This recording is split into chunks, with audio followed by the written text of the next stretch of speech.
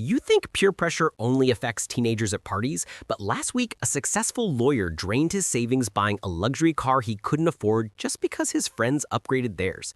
Why do smart people become stupid around others?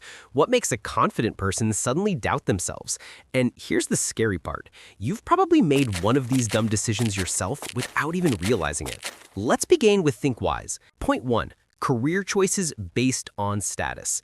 Thousands of people pick careers they hate just because society says it's respectable, spending decades in law or medicine while their real passion dies inside them waiting for permission to exist.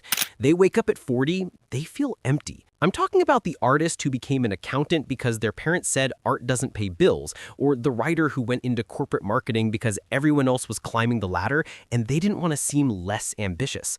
These people spend 8 hours every single day doing work that drains their soul, coming home too exhausted to even think about what they actually love, and convincing themselves that this is what being responsible looks like.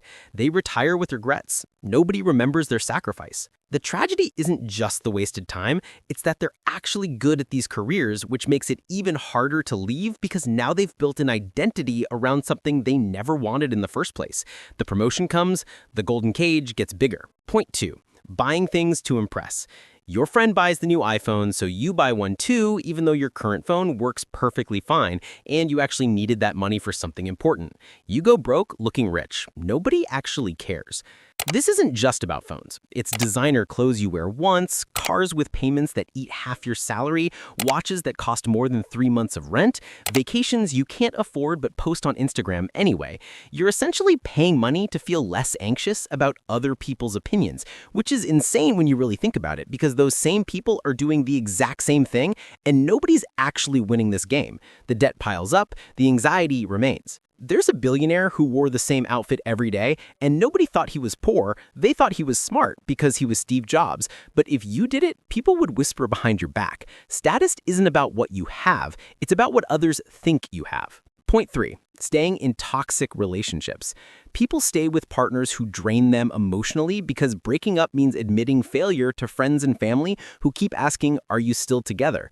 They sacrifice years. They lose themselves. This is the person who knows their relationship ended 2 years ago, but they're still showing up to couple dinners and pretending everything's fine because they already introduced this partner to everyone, and now breaking up feels like disappointing an audience. Their friends have opinions about their relationship. Their parents have invested emotional energy, and walking away means explaining the decision to dozens of people who will ask, "What happened with that tone that makes you feel like you failed at something fundamental?" They stay miserable. Everyone stays comfortable. And here's the worst part. By the time they finally leave, they've forgotten who they were before the relationship. So now they have to rediscover themselves while also dealing with the social fallout.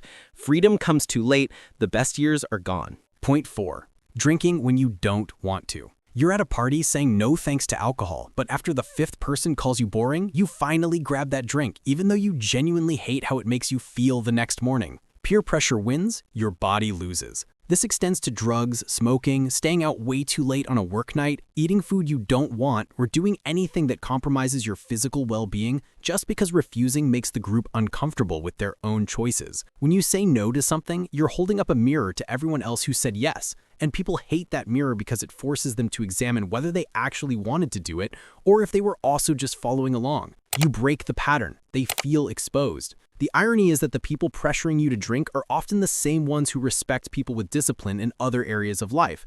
But in that moment, the group dynamic overrides individual rationality. 1 night of fitting in, 3 days of feeling terrible. Point 5. Faking opinions you don't believe. Someone shares a popular opinion in the group, and even though you disagree deep down, you nod along because challenging it means becoming the outcast who ruins the vibe. You silence your truth. They never know the real you. Maybe it's about politics, a movie everyone loved that you thought was overrated, or a mutual friend everyone's praising who you know has serious flaws. Whatever it is, you smile and agree while your actual thoughts stay locked like a prisoner. This happens in meetings where bad ideas get approved, in friend groups where toxic behavior gets normalized, in families where outdated beliefs persist because tradition matters more than truth. Your voice disappears, their illusion continues. Over time, you become so good at this performance that you forget what you actually think. The mask becomes permanent, the person underneath suffocates. Point 6. Taking risky bets or investments. Your cousin made money in crypto or stocks, so you dump your savings into the same investment without research because if they're winning, you should be winning too, right? Markets crash, your money disappears. This is how financial disasters happen because people aren't stupid, but because they see others succeeding and their brain screams, "You're being left behind," louder than any logical voice saying, "This might be a bubble." People who would never gamble their rent money in a casino will absolutely YOLO their entire savings into whatever investment their social circle is hyping, because losing money feels less painful than watching everyone else get rich while you sit on the sidelines. FOMO overrides risk assessment. Bankruptcy follows excitement. The people who got in early and made money, they took a calculated risk when nobody else was paying attention. But by the time you hear about it at dinner parties and group chats, you're not early. You're the exit liquidity. You buy high, they sell to you. Point 7. Changing your appearance drastically. People get cosmetic surgery, extreme diets, or complete style makeovers not because they want it, but because Instagram comments and friend comparisons convince them they're not enough as they are. They change their face, they still feel inadequate. I'm not talking about people who genuinely want to change something for themselves.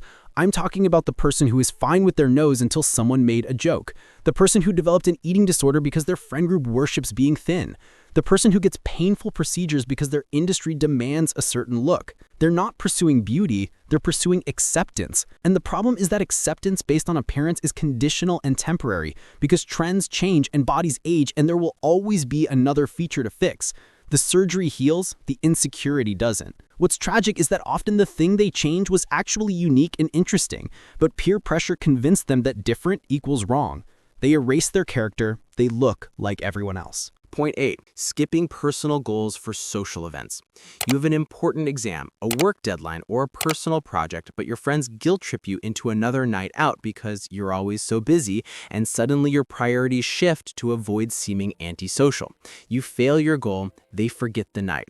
This is the subtle, slow death of ambition, not a dramatic failure, but 1,000 small compromises where you choose immediate social comfort over delayed personal achievement. Your friends aren't trying to sabotage you, they just want company, but the effect is the same because every time you abandon your work for hangouts, you're teaching yourself that your goals matter less than other people's boredom. The deadline passes, nobody remembers why. Years later, you'll look back and realize that the friends who pressured you the most accomplished the least because people serious about their goals don't have time to guilt trip others into distraction. They're too busy building. You stayed stuck together. History's greatest atrocities happened because millions of people chose comfort over courage. And all your silence might not lead to anything that dramatic, it absolutely contributes to the smaller, everyday injustices that make the world worse. The victim remembers. You forget quickly. Here's the truth nobody tells you.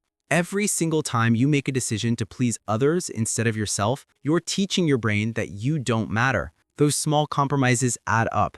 They become your personality. You think you're just keeping the peace or being flexible or maintaining relationships, but what you're actually doing is reinforcing a neural pathway that says other people's comfort is more important than my authenticity. Do this enough times and you'll wake up one day completely unable to access your own preferences because you've spent so long ignoring them. The stranger in the mirror, that's you now.